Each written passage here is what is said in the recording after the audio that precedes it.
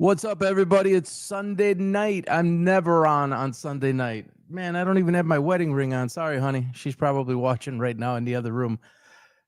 I hope everyone's had an awesome weekend. It's been a pretty special day in PB land, and it's been a week, man. I have felt under the weather. Uh, I beat it like 3 weeks ago, and then it came back about a week ago, and man, that part has sucked. But what a great week. It's not going to be no hour show or anything like this. Maybe a half hour something to wrap with you guys about a few things. I got the Lions gear on. Pretty proud of that today. 4-1, baby. Lions land, one pride. Oh, you're never going to succeed without Aaron Glenn. You're never going to succeed without Ben Johnson. Oh my gosh, what are you going to do? We're going to be just fine. I love Aaron Glenn. Mad props for Aaron Glenn. Yeah, you're going to say what you're going to say in Jets land. They got to rebuild that whole team. I mean, most of the whole team. So you can't blame Aaron Glenn for that. I'm not a Ben Johnson guy. Anybody who follows me knows that. Speaking of follow, after this week, I would love for you guys to start hitting and smashing the subscribe button and hitting the follow button. On X, right here where we are, at PB Sports Talks with an S on the end. We're also live on YouTube right now at PB Sports Talk. No S on the end. Smash the subscribe button. It's been an amazing weekend. We've gotten a lot of new followers, and so much thanks once again to Jason Whitlock. I was on his Fearless podcast the other day on Thursday. I went live with him about 11:30 roughly, and Jason brought me on. The reason he brought me on is because of my prediction on Shedeur Sanders on January 19th, and I'm going to segue right into something about Shedeur Sanders. Browns fans, Dog Pound, NFL, Jimmy Haslam, Andrew Berry, Kevin Stefanski, and I know everybody's upset in Cleveland with Kevin Stefanski, and rightfully so. I want you guys to hear me on this. Please hear me on this.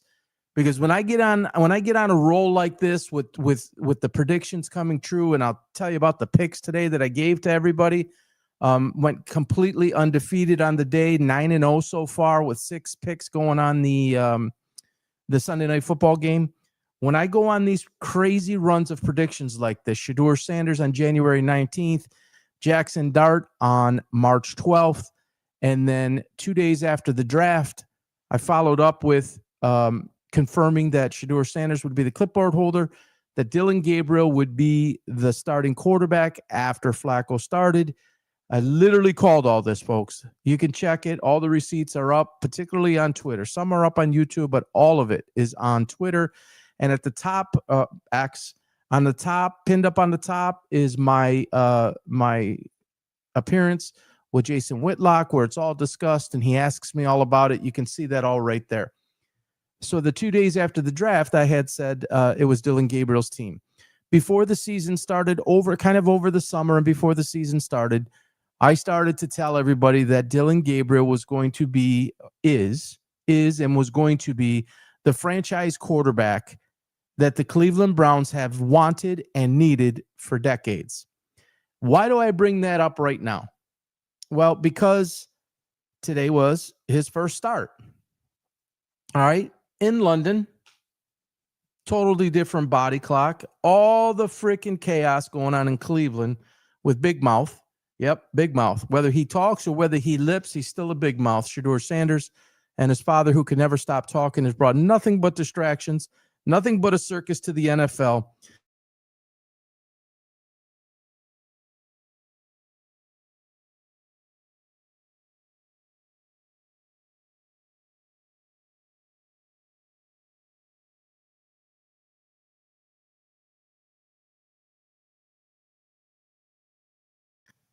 Lost sound there for a second.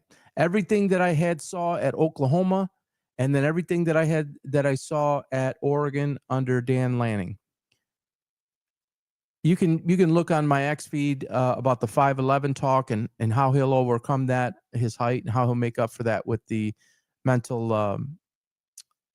toughness and mental preparation. So don't worry about that. But a really nice performance It was a bit of a vanilla, a bit of a dumbed down system, but it didn't need to be game plan. It didn't need to be really anything much more than that. So he acquitted himself very, very, very well. That's a snapshot into what's coming, folks. He's going to have moments of struggle. I'm on record saying that, but I promise you, literally, I promise you, hold me to it, and I will friggin' pour a pan of eggs over my face if I'm wrong. Dillon Gabriel's your quarterback. All right. I'm not going to get into all that again, but here's what I want to tell you. I put it up on X today. I am imploring the Cleveland Browns to either cut or trade. See, I don't think he really has a trade value or trade market. You need to get Shedeur Sanders out of town immediately. This is like an act now. Immediate. Do not wait. Why do I say this? This is going to be a constant distraction that's going to never go away. It will never stop because he's not built that way. His dad's not built that way. They will never stop. The media won't stop. They will keep asking questions. He will keep being there. He will keep thinking he's a step away. And I'm telling you, I said it the other day. I will say it again. He is going to sabotage what's going on in Cleveland. Do not give him the opportunity. Get his ass out of town. You saw today, Stefanski aside, you saw today what your future looks like. Look at all the weapons you've acquired on defense in the draft. Look at all the weapons you've acquired on offense in the draft. Look at what you now have, a stable, steady, very accurate, poised, controlled leader in Dillon Gabriel.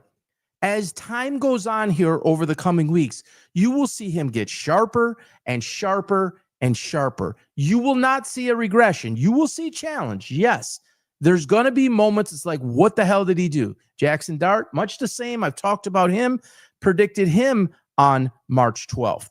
You know, he's rolling out today and, you know, he's anxious and he drops the ball untouched, moving, trying to make a play, you know, just rambunctious. He's a fiery guy, and he just dropped the ball. And I believe he had 2 picks, so 3 total turnovers. Really cost them the game.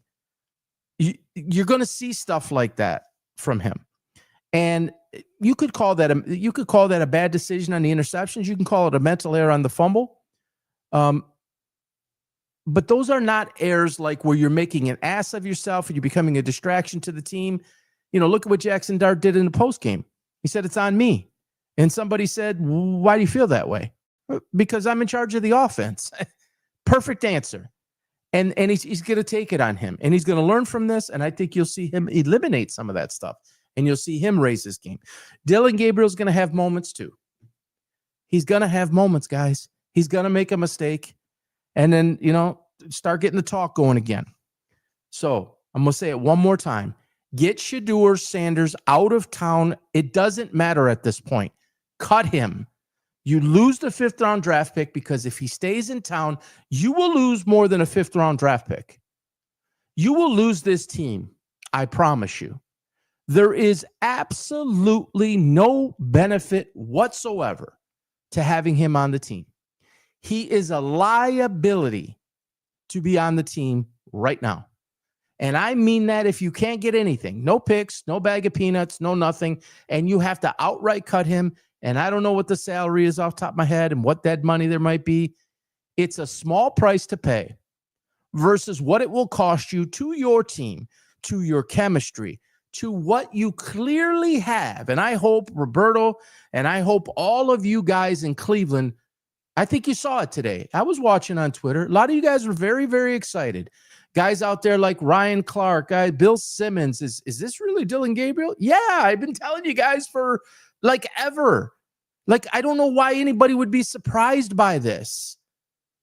He was a top performer in college. He didn't live up to it fully in Oklahoma, but was lights out at Oregon. I think I saw every single minute of every single one of his games except for maybe one of a Kennesaw State or whatever they might have been playing one week. I didn't see that. Every big game I saw him play. This dude is balls. He's nails. He is the man. Do not put, as I said in the tweet today, allow nothing or no one to get in the way of this progress for the Cleveland Browns. And I'm not a Cleveland fan. I'm a Lion fan. Born and raised in the city of Detroit for 19 years, moved to the suburbs, lived there for another 33, 34 years, just relocated to Florida in February full-time. I am in Florida right now. I will never lose this patch. Never. Not the Dolphins, not the Jaguars, and not the Buccaneers. As tempting as that can be with 3 Florida teams, never, ever, ever. Lions for life, baby. I spent 49 years of my life with a losing ass franchise that could never get out of their own way, much like the Cleveland Browns are doing now. I'm telling you, culture sets the tone. We learned it from Dan Campbell. He's on my sign back here. It changed with him. The leadership and everything with Brad Holmes and him changed. And it probably needs to change in Cleveland, whether that's Andrew Berry or whether that's Stefanski or both. Haslam's there. He's just going to be there. Hopefully you get a different managing day-to-day partner or owner where he could just stay in the background and not get in the way, because he's already gotten in the way. I still believe he's the one who signed off on Shedeur Sanders, and you guys have paid for this. Like, you fans have paid for this. So don't pay the toll on this anymore. You should not have to pay the freight on this dude acting a fool. Seriously. Do not care or concern yourself with the reverb and what people are going to call and think of you. I'd be more concerned if you leave him lingering around and something goes wrong. That'd be even worse. You got Flacco there. Believe it or not, you got Bailey Zappi there, who's better than Shedeur Sanders. Sorry, John. I'm telling you, John, the kid does not have it. He just doesn't. And even if you want to argue that he has the talent and ability to play the position, he doesn't have this. He doesn't have the leadership capability. So it goes way beyond the athletic position of the quarterback. It's 50-50. And I would submit it could even be more than 50% on the maturity and the mental aspect of it, because of what you're required to do as one of 32. The 11, the 53, the team, the franchise, the city, the fans, and the NFL badge. Shedeur Sanders proved this week that he is a baby. He is immature and insecure. You don't want that near your team. It is a cancer. I hate using that word, but it is a cancer, and you got to cut it out. So that's my final rant on Shedeur for a while. This is who I thought Dillon Gabriel was. I've been trying to say it for months. Expect follow-ups from this with some moments of struggle. He's going to lead your team. He's very crafty. He's precise. He's accurate. And some of those throws that you saw sail over guys' heads, those were throwaways, guys. John, cut up the tape, man. You do it so well. Those were throwaways. Make sure nobody could touch it. Make sure it's not grounding of any kind. Sail it over a guy's head. It's going out of bounds. The only person that can catch it is somebody out of bounds. So don't read too much into that part. Was it perfect? No. Is it going to be perfect next week? No. Or the week after? No. Let him go. You'll be fine. I promise you. All right, Lions. They went to Cincinnati workmanlike. I don't like the way the game ended. That made me feel a little bit uncomfortable. You got to close the team out, and you don't let stupid shit like that happen, the long play to chase, and let them even hang around and put yourself in a position for an onside kick to happen. The Lions are so good at putting the pedal to the metal. Number one offense in the league. Normally, they'll get that lead extended so far out. It doesn't matter how many onside kicks you try. 3-4 scores, they were up. But you're up 28-3. All right, that's 3/8. That's 3 scores and 3 2-point conversions, which is basically almost impossible to do that consecutively. So call it 4 scores. And they let it get a little bit slippery there, and a little bit dicey. And the ball on the onside kick is squibbing around. You don't even see that really anymore with the new rules, which I can't stand. I hate it. Hate it with a passion. And the ball's squirting around, and Cleveland's got a chance. And when the pile happens, at both teams obviously are pointing the way they want the ball. And, I'm telling my wife, I'm like, I think they got it, meaning us, the Lions. I think they got it. I think they got it. You can't be in a position like that. Campbell will go over that. He'll talk about that. Shepard, they'll clean that up. I'm going to get to it in a moment, why that was important for all you guys out there. But in due time here. So that puts the Lions at 4-1 after 5 games. And now you have the Chiefs, the Bucks, back-to-back Sunday and Monday night games, then a bye, then the Vikings after the bye. First 4 games, I had the Lions 3-1. I had a mismatch. I had them beating Green Bay and losing to Baltimore. Flip those, they were 3-1. Then I had them going the next 4 in a row with 4 victories. You know what? I might want to double check that. Don't hold me to it.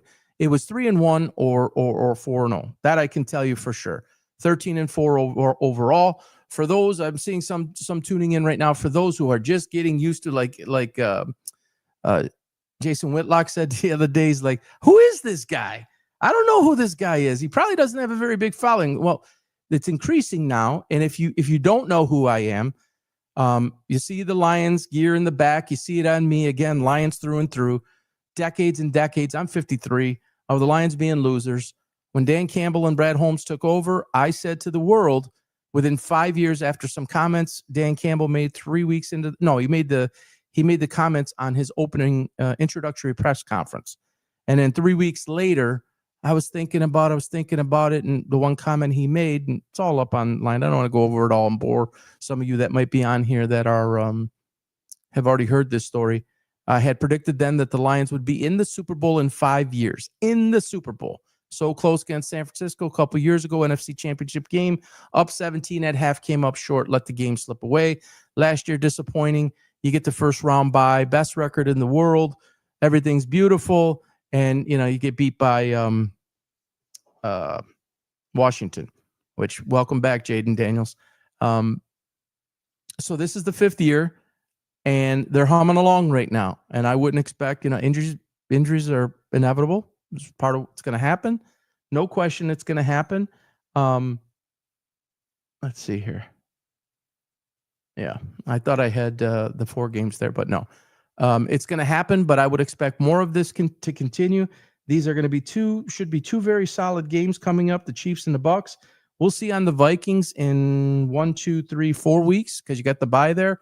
If J.J. McCarthy is back, or if it is Carson Wentz, Kevin Stefanski's, let's just leave it there. I don't know what you want to call it. Biff, F up. A lot of people are upset. I get it. So the Vikings took advantage of some things, and they came back and won today and kept themselves in the race. So we'll see how that pans out in 4 weeks when the Lions match them. So 4-1 sounds good, smells good, tastes good. Love it. And we'll keep this rolling. All right. So today, oops, wrong one. There we go. I'm going to put this up full screen. Let's see if I can get this up here a little bit bigger so you can see it, because some of the print there is small. And that's my ugly grill. All right, to the left here, the long vertical with the PB Picks logo in there. This went out, and let me remove the ticker so you can see the time, date, and stamp below. Down here on the bottom, underneath the logo with the picks, 3:55 p.m., October 5th, 2025, 3,136 views. I put out my picks of the day. Breece Hall had just had 3.5 receptions and 1. And then I said, now these are the ones coming up for the 4 o'clock games. And then here on the right, laying over with all the green check marks, is a 100% record. That's Jamar Chase over the total. Chase Brown over his receiving yards. Rachaad White, same thing. Jake Browning, as I'm talking about, that play to Chase with Browning's passing got him up to like 214. And that last drive, he was able to get another 40 yards and put that over. Sam Darnold went berserk today.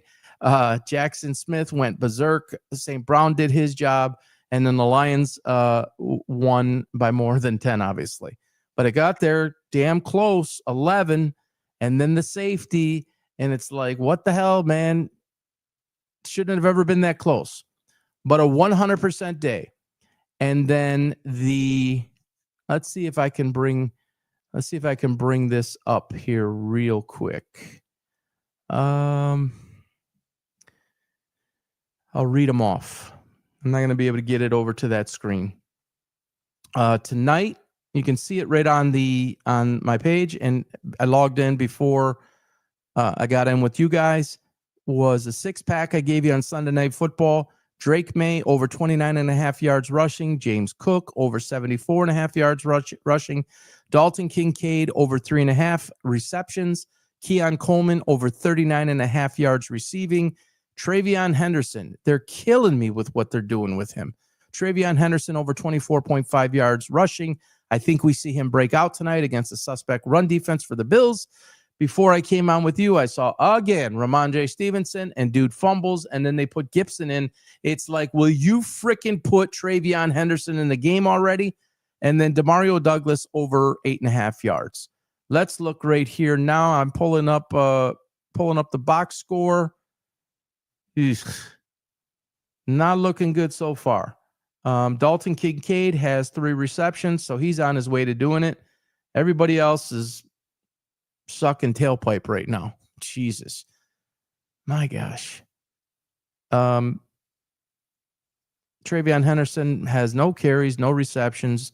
Drake May has no carries whatsoever. Antonio Gibson, they must have benched Ramondre because he's only got 1 carry for the -2 yards and a fumble. So Antonio Gibson has 6 carries. Slow Antonio Gibson. You got a rocket sitting on the sidelines. Sheet of granite like Quinshon Judkins. He's faster than Quinshon Judkins. And I believe he's overall better. And they're playing Billy ball. They got to do it. They're just not happy if they don't do that bullshit. Stupid. So anyways, we'll see how that turns out, the 6-pack. But all of you guys at the 4 o'clock games, we rocked it out. We'll keep it going. Usually when I get like this, when I start getting crazy with the predictions, January 19th, Shedeur. March 12th was Jackson Dart. The 2 days after the draft was Dylan Gabriel. More closer to in the summertime, I said he was going to be the franchise quarterback. I called for Jackson Dart being rookie of the year, even though before the season, even though Brian Daboll wasn't starting him. I knew he'd get in within the 6-game mark, ended up being the 4-game mark, and it did pretty nice last week. Not as good today. Darius Slayton, that was a massive fumble that happened today. That certainly didn't help. So a fun Sunday all around. Again, I encourage you guys to follow me on X PB Sports at PB Sports Talks with an S, and on YouTube. And you guys could do me a big favor on YouTube at PB Sports Talk. We've got like 811 or 812 subscribers. That's nothing. That's peanuts. But it's significant in that once we get to 1,000, that allows us to be able to start monetizing. We don't really make any money now. Okay, this is a lot. It's a lot of work. It's a lot of time, and there's no payoff right now. It's in the building stage. We just had our 53rd episode yesterday, our 53rd week of our podcast, Luke and I. And, it's a tough, most podcasts last 6 to 12 weeks. That's the national average. We're pretty excited and happy that we're on 53. 54 will be next Sunday. We'll keep rocking out these predictions for you. I've been known to do this, and something weird happened. A real quick story. I'm not going to get into all the details. That's all up there, too. You can watch videos and everything. Go up to YouTube. My full video, my whole life story is on there. I have a lifetime documentary of my entire life is up there. But in 2016, I was in a coma for basically 3 days. And so, honestly, you hear about this, right? And then when you live it, it's kind of crazy. Something changed in my mind while I was under. And I became out of that. I always was kind of creative. It was always significantly creative. But now it's like a whole different side of the brain. I'm being totally serious with you. This sounds corny. But it's like a whole side of the brain that opened up differently. And the ability to anticipate. Prior to 2016, I was not good at it. I'll be honest. I was not very good at it. Since 2016, it's like, I'm not saying I'm psychic or anything like that. It's just I anticipate things pretty well. I'm a big detail guy, big study guy, big research guy. I dig deep, all of due diligence, all of that stuff. I was a longtime coach, so I understand the evaluation of players, of teams, through a coach's lens, what it's like. And I just see these things with players, and I understand matchups, and I understand weaknesses and strengths, and you don't hit them all. But I saw the character flaws with Shedeur. I saw the opposite of that with Jackson Dart, Jaden Daniels. 2 days before, this was really the first one that helped put us on the map. And it's a 5-minute, 15-second video. You can see that up there. 2 days before the 24 draft, I said, hands down, Jayden Daniels was the #1 quarterback in the draft. I'm yelling at the Chicago Bears, if you draft Caleb Williams, you're an idiot. And I didn't, and Drake May the same. Though I had Drake May rated higher than Caleb Williams, I didn't have him rated as high as Jayden Daniels. And then I had J.J. McCarthy as a 1A. That's still the jury's out. A lot of this, the jury's out. On that same video, I said at that moment, I'm pointing, you can look at it. I say, Justin Herbert is a Hall of Famer right now. Barring injury, he's a Hall of Famer. That was the first one that put us on the map. So something happened in that hospital bed on that gurney. All the pictures are up there too. You can see me, a picture of me in a coma, and then you can see a picture of me the day I came home, roughly 3 weeks later. It's kind of graphic, so pop up there and check it out. It's both on YouTube and on X. So if you guys can help us out, smash that follow button, smash the YouTube button. We were on Jason Whitlock on Thursday. I talked to the producers, and Jason said on the show, I'm probably going to have you back next week. I don't know if it's going to be a regular thing. I hope it is. I'm talking with some other big names to have them on our show. One is a current Hall of Fame, soon to be Hall of Fame broadcaster, and another one is a former NFL player. And I've got some other ideas going on and some other things floating out there. They take time to get this stuff all locked up and match schedules. And, I was supposed to be on Jason Whitlock 3 weeks ago. He invited me. He reached out to me and invited me, told me the producer would be calling me the next day. And 3 hours later, Charlie Kirk got murdered. So that put that back until just this Thursday. So that was 3 weeks that passed. It's a scheduling type thing, but I would expect a lot more things coming in the next month. I'm really, really, really going to turn this thing out and turn this thing up. It's a dream that's become a reality, but it's like you got to watch the Jason Whitlock. He's like, this guy's got a little podcast and probably no one's ever heard of him. Yeah, he's right. It is a little podcast, and very few people have heard about me, and we're in the building stage, and we hope to continue to grow it. And the only way that we can grow this is to keep busting our ass for you. I will bust my ass. Luke, my co-host, he's half my age. He used to play for me, so I could still kind of be his coach. He's going to bust his ass for you too. There's 1 million people that have one of these. There's 1 million people that have one of those cameras. There's 1 million people that got that got a mouth, and they're going to come on here and talk all types of stuff. I want to give you a reason to tune in. The picks, the predictions, the insight, the difference. I want to give you something. I believe we're on the right track to do that, and we're going to keep busting it. The questions we ask people, they're going to be different. I have a different perspective from most of what you see out there. I always want to know the why. So just a quick example, 2 weeks ago, Luke is 6'5". Luke, my co-host, is a former 2-time All-State, 1 in basketball, 1 in football, top 15 all-time for the prestigious Warren D. LaSalle High School in Michigan, played against Aiden Hutchinson, Sauce Gardner, and Dante Moore. Everybody's heard of them. Dante Moore's at Oregon. The other two are pros. One of them is here. You can look on the site on X, and you'll see Luke throw a 50-yard touchdown pass and get actually lit up by Aiden Hutchinson. This is in high school when Luke was with De La Salle as the quarterback, and Aiden Hutchinson was a defensive end for Divine Child. So Luke's 6'5", and we were talking about the Dylan Gabriel aspect, the 5'11" height, and Luke was telling everybody and explaining that height difference, and you walk up to the line, you can see the whole field, and Gabriel needs to really look at the field when everybody gets in the down stance. And I explained in the video what he can do to compensate that height difference and how he has to think ahead mentally. We're always going to give you that extra that way. I'll leave it to John and all those guys who are going to draw all the arrows. We don't do that here, but we're going to give you the coach's perspective and lens. Luke will give you the player's perspective. I never played football. I was a basketball guy and then a long time 7-time championship basketball coach, but I probably know football better than as much or better than basketball. So we're going to give you unique perspective, and I'm a pusher, man. When I say I'm a pusher, I'm going to keep pushing the envelope 24/7, 365 to try to stay ahead of what's out there. Playing chess instead of checkers. I want you guys to come and listen to what we do, or watch what we do and feel like you left with some value. If I haven't done that, or Luke hasn't done that, or we haven't done that, then we failed you. That's truthfully how I feel. So we're going to keep giving it to you.